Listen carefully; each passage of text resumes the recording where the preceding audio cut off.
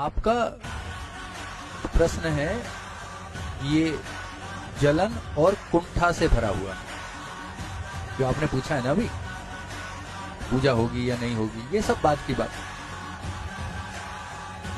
आप पहले उस जमाने में किसी ऐसे व्यक्ति के होने की कल्पना कीजिए, उस जमाने में इन व्यक्ति के पास, बाबा साहब के पास 64 विषयों में 64 बेटा 64 विषयों में मास्टर डिग्री थी। देखो दो चीजें जानो, श्रेष्ठता है तो स्वीकार करो, अच्छी चीजें हैं यदि अनुकरणीय है तो अनुकरण करो उनका। फेसबुक, व्हाट्सएप, ट्विटर आदि के ज्ञान से आपका काम नहीं चलेगा। और एक बड़ी बात, प्रत्येक भारतीय को गर्व होना चाहिए। पुस्तक का नाम है वेटिंग फॉर ए वीजा। क्या नाम है पुस्तक का? Waiting for A visa. आप गूगल कर लेना इस बात को। कोलंबिया विश्वविद्यालय में इनकी लिखी हुई किताब पढ़ाई जाती है। जलने वाले जलते रहेंगे भाई, आप अपनी जलन बरकरार रखें।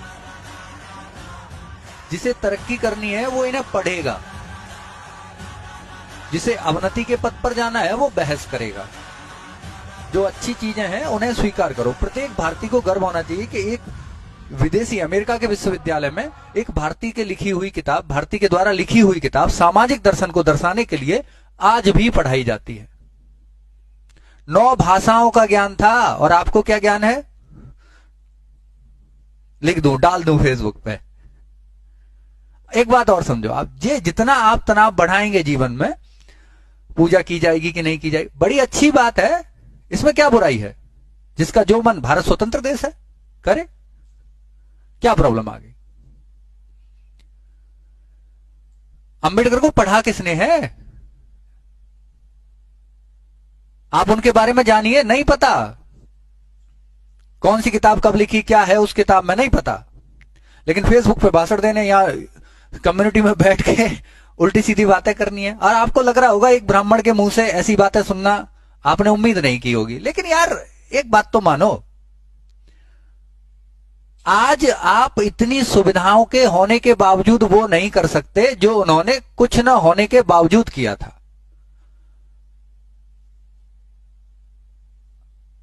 अंबेडकर रोज रोज पैदा नहीं होते।